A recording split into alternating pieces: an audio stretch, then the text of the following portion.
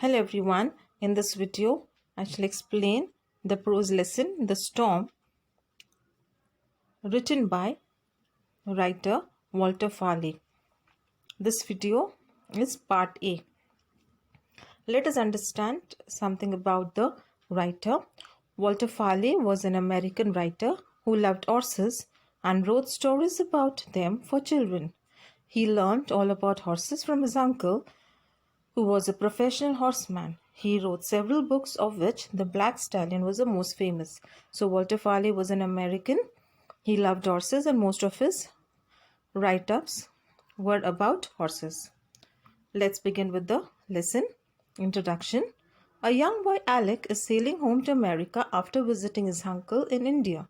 When the ship called the Drake stops at a port, a group of men drag a beautiful, untamed black stallion on board.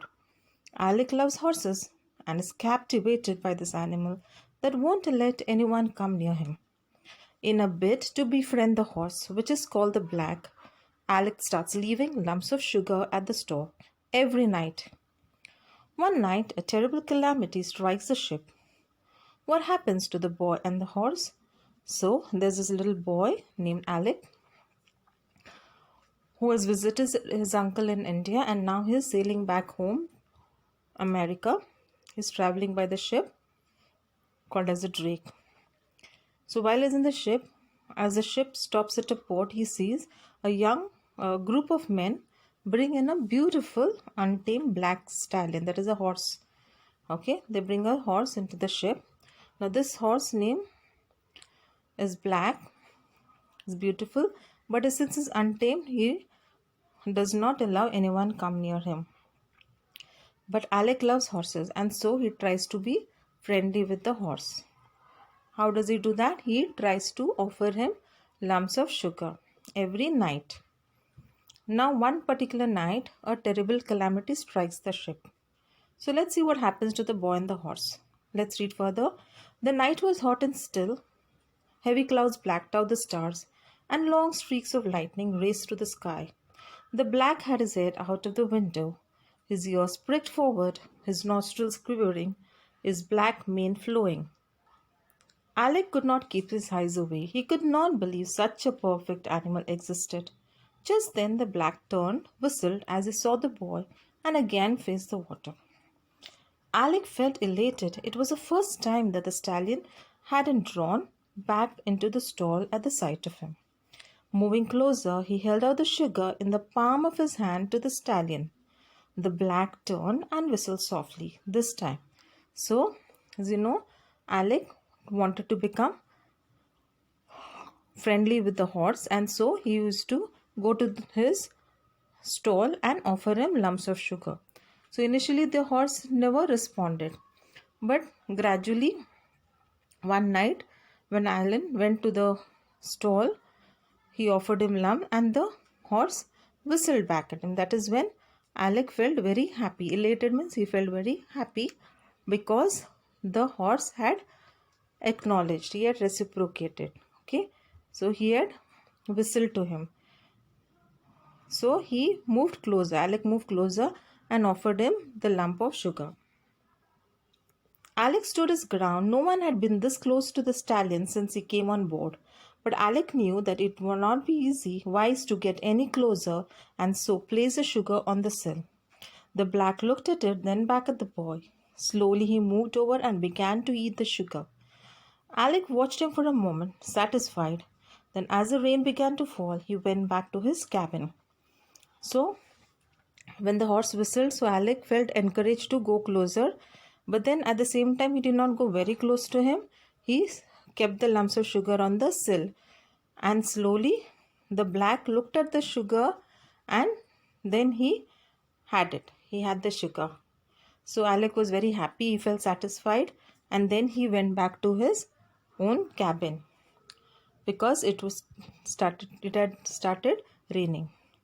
Read, in the middle of the night, the Drake lurched crazily, awakening Alec, who was thrown into the floor. Outside, there was deafening rolls of thunder, his first storm at sea. He pushed the light switch. It was dead. A flash of lightning illuminated the cabin. The top of his desk had been swept clear and the floor was covered with broken glass. Grabbing a pocket knife, which was a parting gift from his uncle, he strapped on his life jacket, hoping that he wouldn't need either. So, what happened that night? Suddenly, in the middle of the night, the Drake, that is a ship, suddenly started shaking violently. And Alec was sleeping. He was thrown onto the floor. That means there was something there were rolls of thunder, and there was a storm at the sea. Okay, so therefore the ship was moving violently. So suddenly he tried to turn the lights on, but then it wouldn't turn on. And then there was a flash of lightning in the sky, and because of which, for a brief moment, it illuminated the cabin. There was light in the cabin for some time. So what did he see that time? In that, he saw that there were all broken glasses on the floor. There were broken glasses on the floor. So what he understood, that there was going to be a storm. So what did he do? He grabbed his pocket knife, which was gifted to him by his uncle, and he also put on his life jacket because he knew that there was a storm. So in case of emergency, he thought this could become useful. Let's read further. Opening the door, he staggered to the deck and hung onto the rail. The shouts of the Captain Watson and the crew could be heard faintly above the roar of the winds. Huge waves swept from one end of the Drake to the other. Hysterical passengers crowded into the corridor. Alec was genuinely scared now. Never had he seen a storm like this. For what seemed hours, the Drake fought wave after wave of trembling, turning on its side, yet somehow managing to stay afloat. The storm began to subside a little, and Alec felt new hope. But then there was a sharp crack, and the ship shook. Alec was thrown flat on his face, which felt hot and sticky with blood. Then he became conscious of screaming passengers, climbing, crawling, and stepping over him. Meanwhile, the Drake had become still. Its engines had gone dead. So, Alec tried to come out of the cabin onto the deck, and what did he notice? That the captain, whose name was Watson, Captain Watson, was giving orders. He was directing his crew members, and there were huge waves that were moving from one end of the ship to the other. Passengers had panicked. They were panicked and they were crowded into the corridor. Okay, so they had become hysterical. Okay, frightened. So Alec also was frightened because he had never seen a storm like this. There were huge waves coming, and the ship was trying to somehow manage. Okay. For some time, the storm subsided a bit. So Alec thought that, okay, now everything is going to be normal. But then suddenly there was a sharp crack. That means again there was a thunder and lightning, and the ship shook violently. So Alec was thrown on his face. And then suddenly he realized that he had hurt himself. That is why there was all blood around. And passengers were screaming and climbing all over him, trying to escape.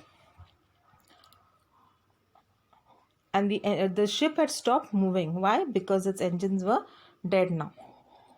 Let's read further. Struggling, Alec pushed himself to his feet and made his way along the deck. His startled eyes took in the scene about him. The Drake, struck by lightning, seemed almost cut in half. They were sinking. The crew were manning the lifeboats, and Captain Watson was shouting directions.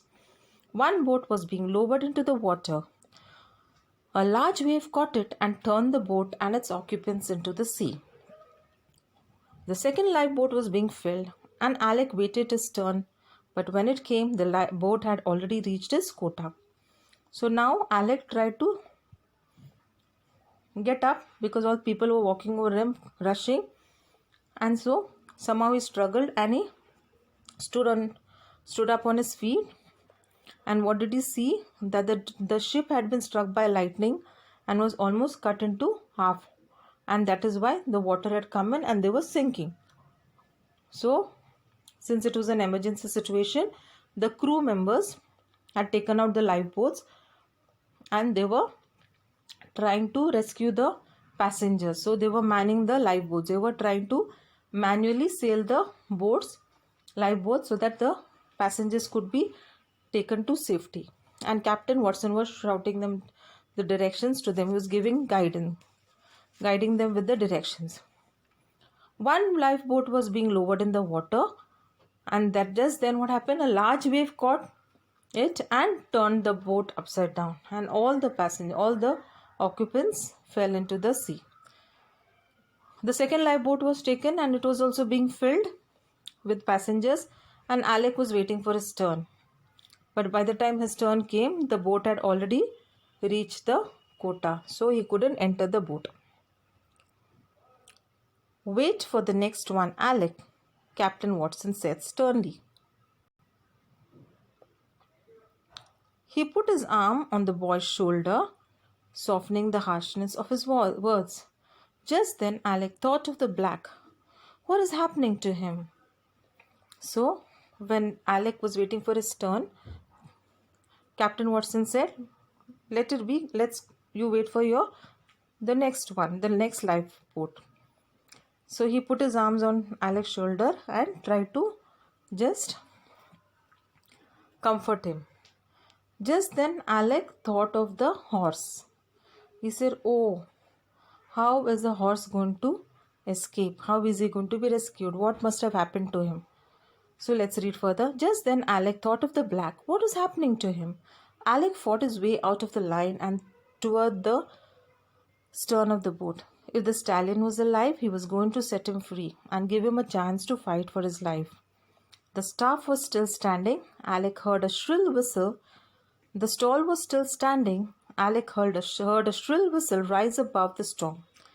He rushed to the door and swung it open. For a second, the mighty hoofs stopped pounding and there was silence. Alec backed away slowly. So Alec, now see here, he's not being selfish. He wants to rescue the horse. So even though it is his turn now to get into the boat, but still he thinks of the horse, and so he rushes to rescue him. So he goes to his stall where the black is there, the horse is there, and he thinks if the horse is alive, he is going to rescue him. He will set him free so that he can swim to safety. So there he saw the stall was there, and he heard the shrill whistle of the horse. So he rushed to the door and he opened the cabin door. So the horse had been pounding his hooves so far. So when the door opened, suddenly he stopped pounding, because he understood that now he can be, somebody has come to rescue him. So Alex stood away from the door slowly because he wanted the horse to come out of the door. So we'll wind up till here. That's all for now. We'll continue this in our next video. I hope you have understood the story so far. If not, please go through the video once again. So thank you once again for viewing this video. God bless you all.